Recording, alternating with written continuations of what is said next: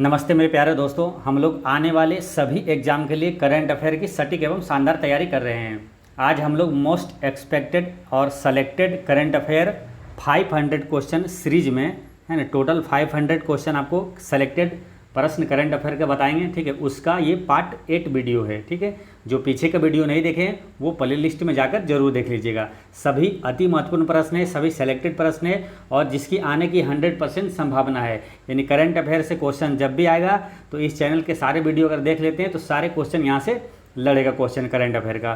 तो चलिए शुरू करते हैं।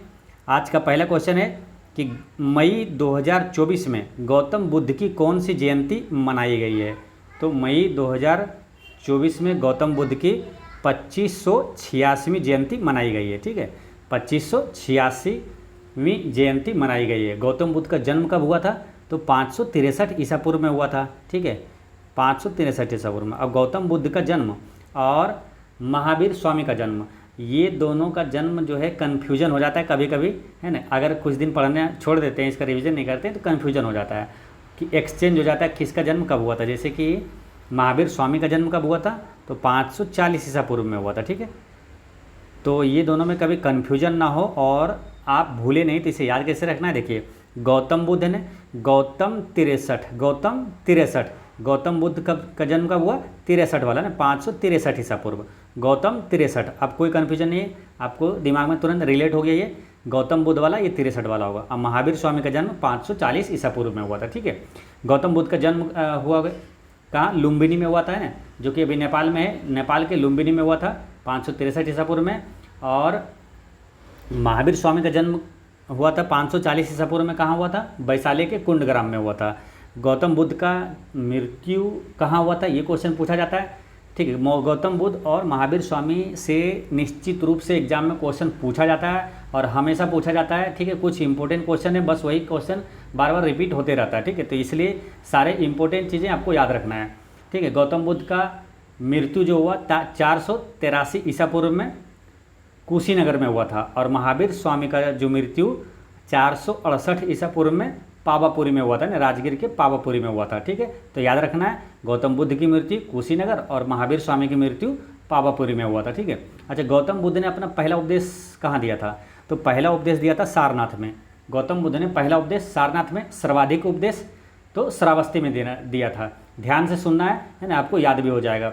पहला उपदेश सारनाथ में, सर्वाधिक श्रावस्ती है ना, नाम से रिलेट हो जाता है, सर्वाधिक श्रावस्ती। और पहला उपदेश सारनाथ में दिया था। गौतम बुद्ध का बचपन का नाम क्या था? तो सिद्धार्थ था। अच्छा, एक चीज़ और यहाँ पर इंपॉर्टेंट चीज़ें ध्यान रखना है, जैसे कि गौतम बुद्ध की मृत्यु कुशीनगर में हुआ था, तो ये कुशीनगर और गौतम बुद्ध ने अपना पहला उपदेश सारनाथ में दिया था और सर्वाधिक उपदेश श्रावस्ती में। यानी कि ये तीनों जगह कहाँ पर है? कुशीनगर, सारनाथ और श्रावस्ती, ये तीनों उत्तर प्रदेश में है, ये याद रखना है। ठीक है, अच्छा, गौतम बुद्ध का माता का नाम क्या था? महामाया था और पिता का नाम शुद्धोधन था। गौतम बुद्ध को ज्ञान की प्राप्ति कहाँ हुआ था? तो बोधगया में हुआ था, है ना, फल्गु नदी के किनारे पीपल वृक्ष के नीचे हुआ था। ठीक है, तो ये सारी चीज़ें आपको याद रखना है। ठीक है, फल्गु नदी से इंपॉर्टेंट करंट अफेयर में क्वेश्चन आएगा आपसे कि भारत का सबसे बड़ा रबर डैम कहाँ बनाया गया? तो फल्गु नदी पर बनाया गया, गया में। ठीक है, तो ये याद रखना है।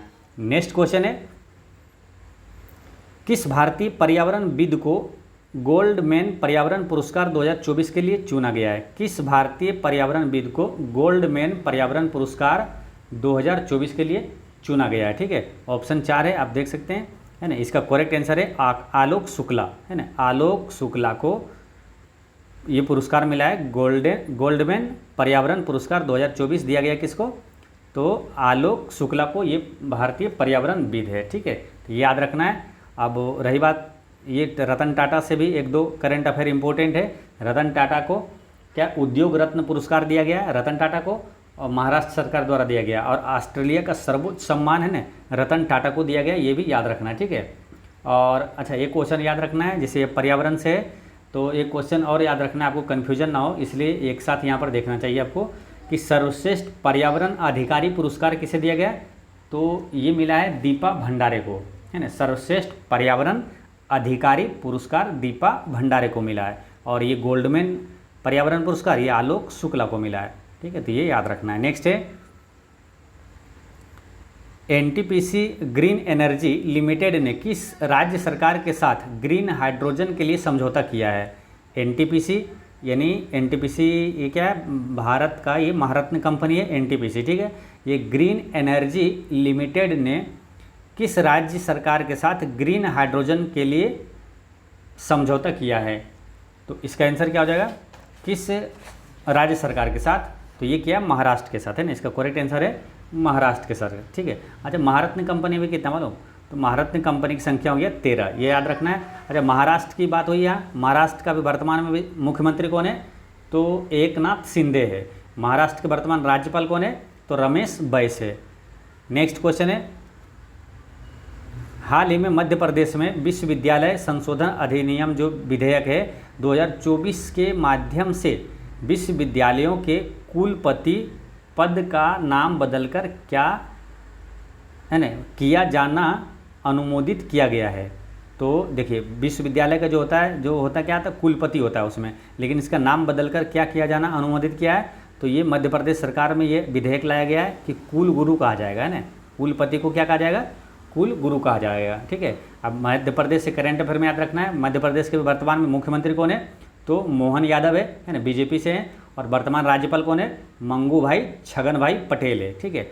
और अभी शिवराज सिंह चौहान इसके पहले मुख्यमंत्री थे, मोहन यादव से पहले। तो शिवराज सिंह चौहान अभी वर्तमान में बन गए हैं क्या?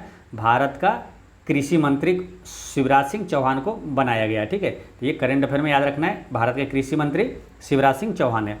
नेक्स्ट है, हाल ही में जनवरी 2024 में किसे भारतीय दूरसंचार नियामक प्राधिकरण यानी ट्राई का अध्यक्ष नियुक्त किया गया है? तो ट्राई का अध्यक्ष अभी वर्तमान में कौन है? तो ये है अनिल कुमार लोहाटी है, ठीक है। ट्राई का अध्यक्ष कौन है? अनिल कुमार लोहाटी है। कुछ इंपॉर्टेंट प्रश्न है जो कि एग्जाम में पूछा जाता है, वो खास करके याद रखना है आपसे। देखिए, एक क्वेश्चन आपको याद रखना है, वर्तमान में अभी रेलवे बोर्ड का अध्यक्ष कौन है? तो रेलवे बोर्ड का अध्यक्ष और सीईओ ये कौन है? काफ़ी इंपॉर्टेंट क्वेश्चन है, अति महत्वपूर्ण प्रश्न है, ये याद रखना है। पहली बार ये महिला ये जो बनी है जया वर्मा सिन्हा है, ठीक है। रेलवे बोर्ड का वर्तमान अध्यक्ष और सीईओ कौन है? जया वर्मा सिन्हा, याद रखना है, जया वर्मा सिन्हा, ठीक है। रेलवे बोर्ड का अध्यक्ष और सीईओ है, ठीक है। अच्छा, सेबी का अध्यक्ष अभी वर्तमान में कौन है?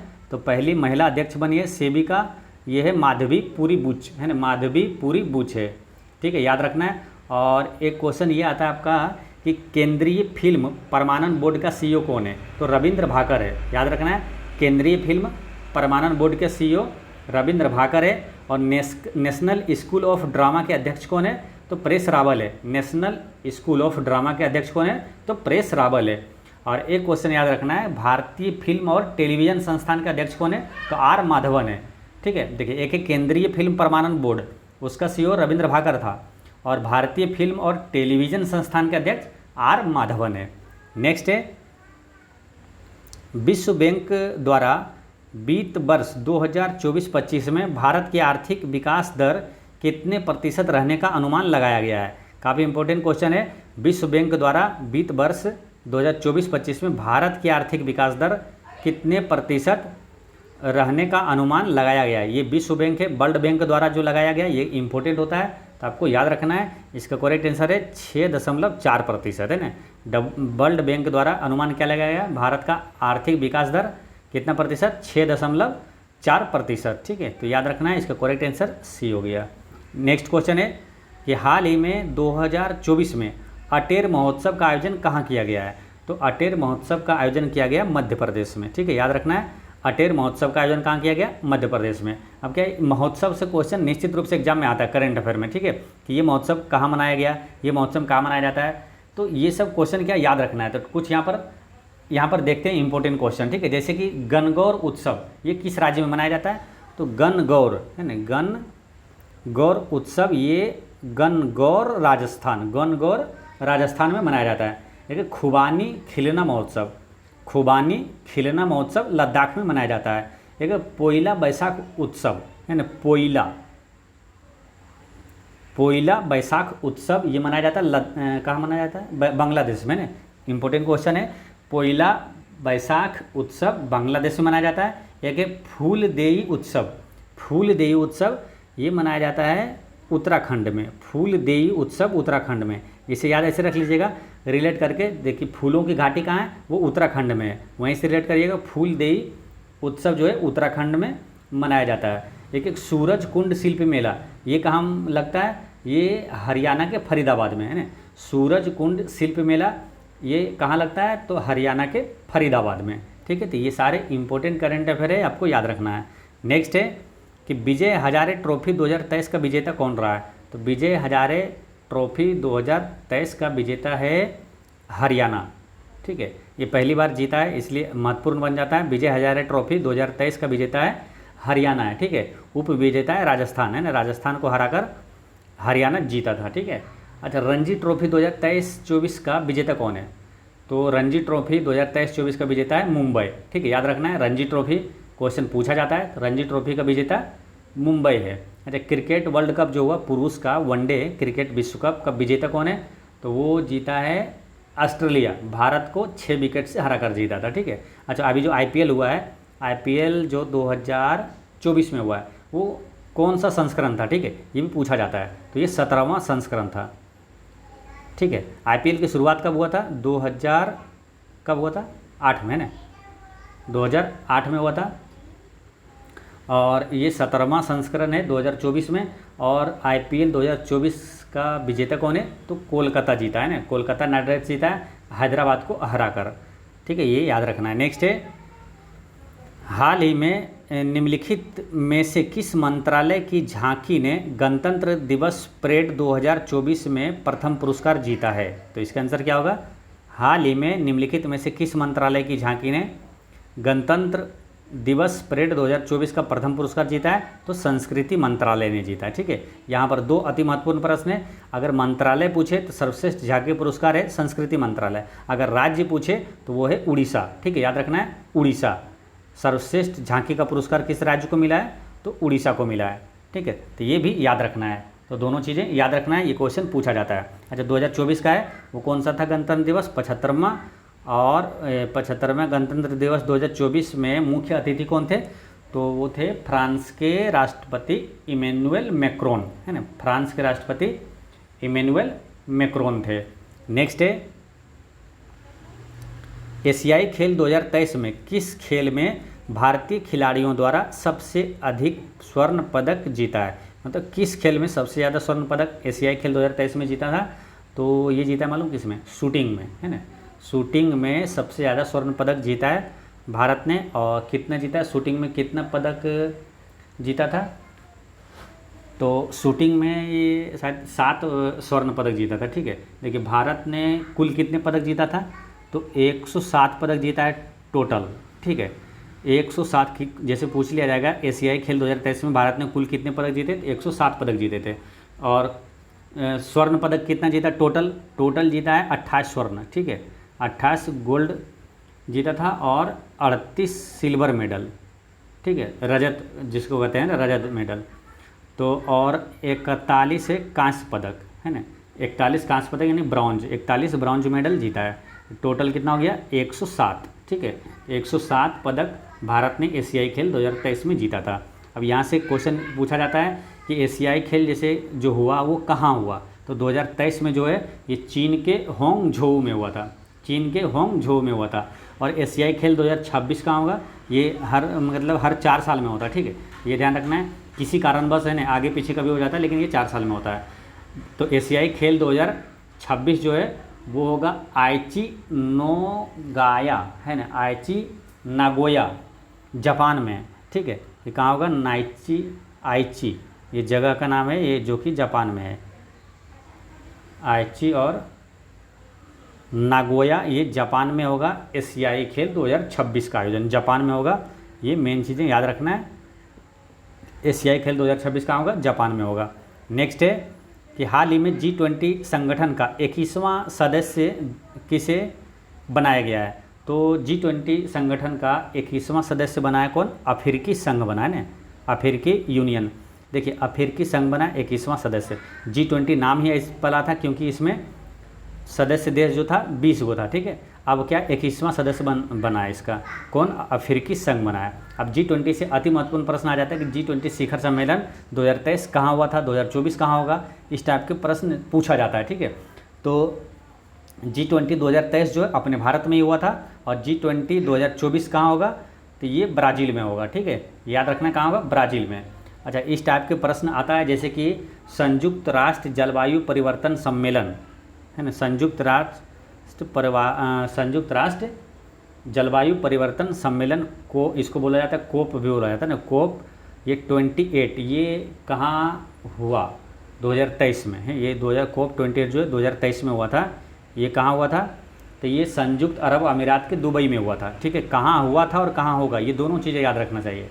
तो ये 2023 में हुआ था, संयुक्त अरब अमीरात के दुबई में हुआ था। कोप 29 यानी कि संयुक्त राष्ट्र जलवायु परिवर्तन सम्मेलन 2024, ये कहाँ होगा, तो ये होगा अजरबैजान में, ठीक है, ये याद रखना है, कहाँ होगा, अजरबैजान में होगा 2024 का संयुक्त राष्ट्र जलवायु परिवर्तन सम्मेलन, ठीक है। तो याद रखना है, एक बार फिर समझिए, G20 जो 2023 का भारत में हुआ था, 2024 में ब्राज़ील में होगा, और संयुक्त राष्ट्र जलवायु परिवर्तन सम्मेलन 2023 जो है वो संयुक्त अरब अमीरात के दुबई में हुआ था, और 2024 का अजरबैजान में होगा, ठीक है। अच्छा, ब्रिक्स शिखर सम्मेलन 2023 कहाँ हुआ था, तो 15वां विश्व शिखर सम्मेलन ये हुआ था दक्षिण अफ्रीका में, है ना।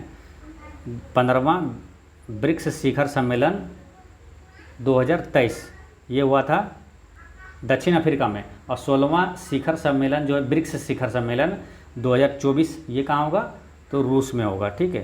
तो ये याद रखना है, कहाँ होगा, तो रूस में होगा, ठीक है। तो ये सारे क्या है, इंपॉर्टेंट प्रश्न में आता है। जैसे कि एक क्वेश्चन याद रखना है, G7 शिखर सम्मेलन 2023 कहाँ हुआ था, तो जापान में हुआ था। G7 शिखर सम्मेलन 2023 जापान में हुआ था, लेकिन G7 जो है 50वां शिखर सम्मेलन 2024 में कहाँ होगा, तो इटली में होगा, है ना। G7 शिखर सम्मेलन 2024 कहाँ होगा, इटली में होगा।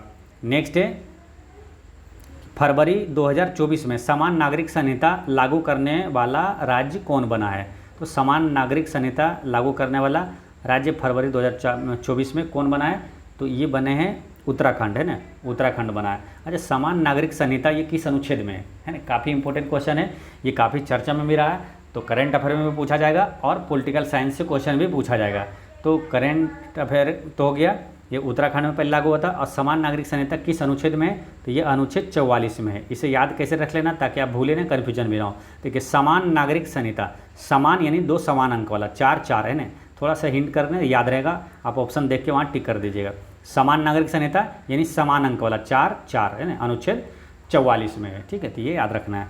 नेक्स्ट है, वन नेशन वन इलेक्शन समिति के अध्यक्ष कौन है, तो वन नेशन वन इलेक्शन समिति के अध्यक्ष कौन है, तो ये कौन बने हैं, ये रामनाथ कोविंद को बनाया गया है। रामनाथ कोविंद जो कि ये पूर्व राष्ट्रपति हैं, इनको वन नेशन वन इलेक्शन समिति के अध्यक्ष बनाया गया है। देखिए, ये वन नेशन वन इलेक्शन समिति वो एक बनाया गया है जो कि यह डाटा तैयार करेगा और यह इसका निर्णय लेगा कि आने वाला जो चुनाव है ना, यानी कि लोकसभा चुनाव और जो विधानसभा राज्य का जो विधानसभा का चुनाव होता है, वो दोनों को एक साथ कराने का तैयारी में है, ताकि एक साथ हो जाए चुनाव तो खर्च कम पड़े ना। भारत में जो इसमें चुनाव कराने में खर्च जो होता है वो कम खर्च में चुनाव हो जाए, इसलिए दोनों को एक साथ, यानी कि जितने विधानसभा है सभी राज्यों का और लोकसभा सब भी चुनाव एक ही बार होना चाहिए, ठीक है। ये प्लान चल रहा है, ठीक है, वन नेशन वन इलेक्शन, ठीक है। तो इसका समिति का अध्यक्ष बनाया गया, रामनाथ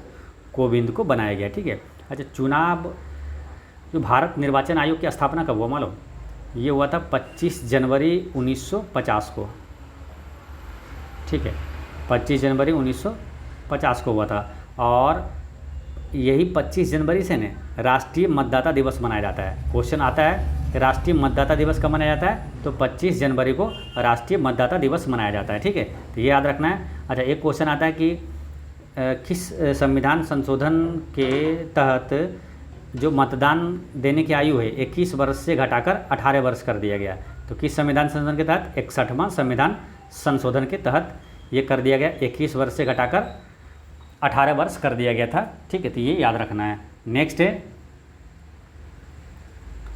हाल ही में चर्चा में रहे लूना 25 किस देश का चंद्र मिशन है? तो लूना 25 ये किस देश का चंद्र मिशन है? तो ये रूस का है ना, रूस का चंद्र मिशन है। ठीक है, याद रखना है लूना 25। अब एक क्वेश्चन ऐसे भी पूछ सकता है कि लूना 25 किससे संबंधित है? तो ये चंद्रमा से संबंधित है ना, चंद्र मिशन है ये। ठीक है, तो ये भी याद रखना है। नेक्स्ट है, पोलैंड का नया प्रधानमंत्री किसे चुना गया है? तो पोलैंड का नया प्रधानमंत्री बना है कौन? ये डोनाल्ड टस्क है ना, डोनाल्ड टस्क जो है ये पोलैंड का नया प्रधानमंत्री बना है। ठीक है, अच्छा ब्रिटेन का भी वर्तमान प्रधानमंत्री कौन है? तो ऋषि सुनक है, जो कि भारतीय मूल के कई है ना, कतई जहर प्रश्न है ना, काफ़ी इंपॉर्टेंट है। ब्रिटेन का प्रधानमंत्री कौन है? ऋषि सुनक है। ठीक है, ये भारतीय मूल के हैं, तो याद रखना है। अच्छा बांग्लादेश का भी प्रधानमंत्री कौन है? तो शेख हसीना है। चीन का राष्ट्रपति कौन है? शी जिनपिंग है। पाकिस्तान का प्रधानमंत्री कौन है? शहबाज शरीफ है। नेपाल के प्रधानमंत्री कौन है? तो पुष्प कमल दहल प्रचंड है। ठीक है, तो ये सारे याद रखना है। नेक्स्ट है 2024 तक चंद्रमा पर पहली महिला और अगले पुरुष को उतारने के नासा कार्यक्रम का नाम निम्नलिखित में से कौन सा है? ठीक है, यानी कि उसका कार्यक्रम का नाम है, किस कार्यक्रम के तहत चंद्रमा पर पहली महिला और अगले पुरुष को उतारने का ये अभियान है? तो इसका नाम है आर्टेमिस है ना, आर्टेमिस कार्यक्रम के तहत नासा जो कि चंद्रमा पर पहली महिला को भेजेगा। ठीक है, और ये नासा जो है कहाँ का अंतरिक्ष ये संस्था है? तो ये है अमेरिका का है ना, तो अमेरिका का ये अंतरिक्ष जो संस्थान है नासा अमेरिका का। ठीक है, तो ये भी याद रखना है। नेक्स्ट है महिला समानता दिवस कब मनाया जाता है? तो महिला समानता दिवस मनाया जाता है कब? तो ये मनाया जाता है महिला समानता दिवस 26 अगस्त को मनाया जाता है ना, इसका करेक्ट आंसर है 26 अगस्त। ठीक है, महिला समानता दिवस। अब कन्फ्यूजन वाला यहाँ कुछ प्रश्न है जो कि यहाँ पर देखना है। अंतर्राष्ट्रीय महिला दिवस कब मनाया जाता है? तो 8 मार्च को मनाया जाता है। ठीक है, अंतर्राष्ट्रीय महिला दिवस 8 मार्च को मनाया जाता है। राष्ट्रीय महिला दिवस कब मनाया जाता है? तो 13 फरवरी को मनाया जाता है। और ये 13 फरवरी को राष्ट्रीय महिला दिवस मनाया जाता है। किसके जन्म दिवस पर? तो सरोजिनी नायडू की जयंती पर मनाया जाता है राष्ट्रीय महिला दिवस 13 फरवरी को। 13 फरवरी को ही विश्व रेडियो दिवस भी मनाया जाता है। नेक्स्ट है 8 फरवरी 2024 को कृषि मंत्री अर्जुन मुंडा ने कौन सा पोर्टल लॉन्च किया है? तो कृषि मंत्री अर्जुन मुंडा ने कौन सा पोर्टल लॉन्च किया था फरवरी 2024 में? तो ये पोर्टल का नाम है सारथी पोर्टल है ना, सारथी पोर्टल। ठीक है, यही लॉन्च किया था अर्जुन मुंडा ने फरवरी 2024 में। अच्छा अभी करंट अफेयर में वर्तमान में भारत का कृषि मंत्री कौन है? तो भारत का केंद्रीय कृषि मंत्री जो है अभी शिवराज सिंह चौहान को बनाया गया। ठीक है, तो ये याद रखना है। नेक्स्ट है कि भारत की पहली सोलर सिटी कहाँ बनाया गया? तो भारत का पहला सोलर सिटी बनाया गया सांची में। ठीक है, सांची कहाँ है? तो मध्य प्रदेश में। सांची का स्तूप है मध्य प्रदेश में, काफ़ी इंपॉर्टेंट है, क्वेश्चन पूछा जाता है। सांची का स्तूप किसने बनाया? तो अशोक ने बनाया था, ये मध्य प्रदेश में। एक पूछा जाता है धामे का स्तूप किसने बनाया?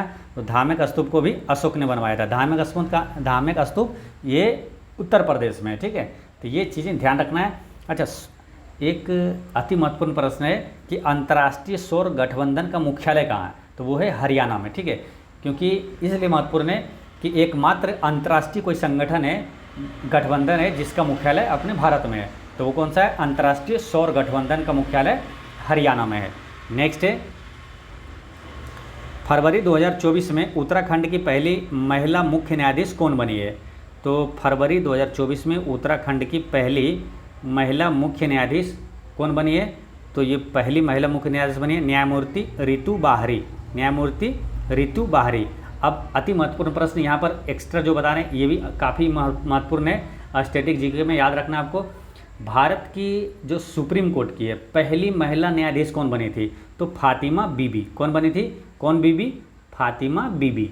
ठीक है, सुप्रीम कोर्ट की पहली महिला न्यायाधीश, मुख्य न्यायाधीश नहीं, आज तक मुख्य न्यायाधीश कोई महिला नहीं बनी है, सिंपल न्यायाधीश है ना, याद रखना है। सुप्रीम कोर्ट का पहली महिला न्यायाधीश फातिमा बीबी बनी थी। हाँ, हाई कोर्ट का मुख्य न्यायाधीश बनी है, वो कहाँ कौन है? तो हाई कोर्ट की पहली महिला मुख्य न्यायाधीश बनी थी लीला सेठ। और किस हाई कोर्ट का?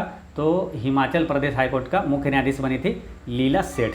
ठीक है, तो ये सारे अति महत्वपूर्ण क्वेश्चन है ना, हमेशा पूछा जाता है, इसलिए ध्यान रखना है। सुप्रीम कोर्ट की पहली महिला न्यायाधीश फातिमा बीबी, हाई कोर्ट की पहली महिला मुख्य न्यायाधीश लीला सेठ, अच्छा, करंट अफेयर में याद रखना है, भारत का भी वर्तमान मुख्य न्यायाधीश कौन है? तो धनंजय यशवंत चंद्रचूड़ यानी DY चंद्रचूड़। बिहार का भी वर्तमान मुख्य न्यायाधीश कौन है? तो वो है विनोद चंद्रन। ठीक है, तो ये सारे चीज़ें याद रखना है। नेक्स्ट है, हाल ही में मरणोपरांत भारत रत्न सम्मान 2024 पाने वाले नरसिम्हा राव किस राज्य से संबंधित है? तो नरसिम्हा राव जो है ये किस राज्य से हैं? तो ये है आंध्र प्रदेश से, है ना। इसका करेक्ट आंसर है आंध्र प्रदेश। अच्छा, भारत रत्न 2024 में कितने लोगों को मिला है? 5 लोगों को मिला है। वो कौन कौन सा है? तो MS स्वामीनाथन है, जिसे भारत में हरित क्रांति का जनक कहा जाता है, MS स्वामीनाथन। फिर है PV नरसिम्हा राव और लाल कृष्ण आडवाणी, ये 3 हो गया, है ना। देखिए MS स्वामीनाथन, PV नरसिम्हा राव, लाल कृष्ण आडवाणी और ये 3 हो गया। और 2 कौन है? चौधरी चरण सिंह और कर्पूरी ठाकुर। चौधरी चरण सिंह और कर्पूरी ठाकुर। ठीक है, तो ये 5 है, याद रखना है नाम। क्वेश्चन यहाँ से निश्चित रूप से एग्जाम में आएगा कि किससे भारत रत्न मिला है, किससे भारत रत्न नहीं मिला है ना। तो ये 5 का नाम याद रखना है, MS स्वामीनाथन, PV नरसिम्हा राव, लाल कृष्ण आडवाणी, चौधरी चरण सिंह और कर्पूरी ठाकुर। नेक्स्ट है द विनर्स माइंडसेट नामक पुस्तक के लेखक कौन है? तो द विनर्स माइंडसेट नामक पुस्तक के लेखक कौन है? तो ये हैं शेन वाटसन। शेन वाटसन कौन है मालूम है ना? तो ये आपको याद होगा। शेन वाटसन काफ़ी फेमस और बहुत अच्छे क्रिकेटर खिलाड़ी है, ऑलराउंडर है, ऑस्ट्रेलिया का, है ना, शेन वाटसन, है ना। तो ये ध्यान रखना है, शेन वाटसन ऑस्ट्रेलिया का क्रिकेट खिलाड़ी थे और इनकी पुस्तक का नाम है द विनर्स माइंडसेट। ठीक है, तो ये याद रखना है। अच्छा, एक पुस्तक का नाम आपको याद रखना है, होम इन द वर्ल्ड के लेखक कौन है? अमर्त्य सेन है। होम इन द वर्ल्ड पुस्तक के लेखक कौन है? तो अमर्त्य सेन है। और एक पुस्तक अभी याद रखना है, काफ़ी चर्चे में रहा था, एक समंदर मेरे अंदर। ये पुस्तक के लेखक कौन है? संजीव कुमार जोशी। एक समंदर मेरे अंदर के लेखक कौन है? संजीव कुमार जोशी है। ठीक है, तो ये याद रखना है। और ये इनका एक काफ़ी फेमस पुस्तक है, क्या है? Midnight children. मिडनाइट चिल्ड्रेन के लेखक कौन है? सलमान रुश्दी। नेक्स्ट है G7 शिखर सम्मेलन 2024 कहाँ आयोजित होगा? तो G7 शिखर सम्मेलन ये कहाँ होगा? तो ये होगा इटली में। ठीक है, इटली के फसानो में होगा, याद रखना है, इटली के फसानो में ये G7 शिखर सम्मेलन 2024 होगा। ठीक है, तो ये याद रखना है। नेक्स्ट है कौन सा उपग्रह भारत का पहला एक्सरे पोलारीमीटर, है ना? कौन सा उपग्रह भारत का पहला एक्सरे पोलारीमीटर उपग्रह है? तो ये कौन सा है? तो ये है एक्सपोसेट, है ना, एक्सपोसेट, याद रखना है, एक्सपोसेट। ये क्या है? भारत का पहला एक्सरे पोलारीमीटर उपग्रह है। ठीक है, तो याद रखना है। और इस जो ये उपग्रह है ये किस रॉकेट से लॉन्च किया गया था? तो PSLV C58, है ना, PSLV C58 से ये लॉन्च किया गया था। और ये कहाँ से लॉन्च किया गया था? तो सतीश धवन अंतरिक्ष केंद्र से लॉन्च किया गया था। सतीश धवन अंतरिक्ष केंद्र कहाँ है? तो आंध्र प्रदेश के श्रीहरिकोटा में है सतीश धवन अंतरिक्ष केंद्र। यहाँ से क्या उपग्रह सैटेलाइट जो यहाँ से लॉन्च किया जाता है। आपको ये भी याद रखना है कि चंद्रयान जो 1 है और चंद्रयान 2 और चंद्रयान 3 ये तीनों यहीं से लॉन्च किया गया था, यानी आंध्र प्रदेश के श्रीहरिकोटा के सतीश धवन अंतरिक्ष केंद्र से ही तीनों चंद्रयान लॉन्च किया गया था। ठीक है, तो ये याद रखना है। और मंगलयान भी यहीं से लॉन्च किया गया था। तो काफ़ी इंपॉर्टेंट ये जगह का नाम है सतीश धवन अंतरिक्ष केंद्र, श्रीहरिकोटा में, आंध्र प्रदेश में है। ठीक है, तो ये हमेशा याद रखना है आपको। नेक्स्ट है वर्ष 2023 में महिलाओं के खिलाफ अपराध के मामले में बिहार का स्थान क्या है? तो 2023 की रिपोर्ट में महिलाओं के खिलाफ अपराध के मामले में बिहार का स्थान क्या है? तो बिहार का स्थान है 4था। ठीक है, यानी कि कुछ कम है ना। और पहले स्थान पर कौन है अपराध के मामले में? तो वो है उत्तर प्रदेश, है ना। फर्स्ट में कौन है? उत्तर प्रदेश, और बिहार है 4थे स्थान पर। ठीक है, तो ये भी याद रखना है। तो दोस्तों इस तरह से पार्ट 8 होता है समाप्त। और आज का क्वेश्चन है कि केंद्रीय खाद्य प्रसंस्करण मंत्री यानी फूड प्रोसेसिंग मंत्री कौन बना है? अभी नया जो मंत्रिमंडल का गठन हुआ है उसमें फूड प्रोसेसिंग यानी खाद्य प्रसंस्करण मंत्री कौन बने हैं? इसका आंसर आप कमेंट में दीजिएगा। ठीक है, और वीडियो कैसा लगा बताइएगा। मिलते हैं नेक्स्ट वीडियो में। पढ़ते रहे, मुस्कुराते रहें। जय हिंद दोस्तों।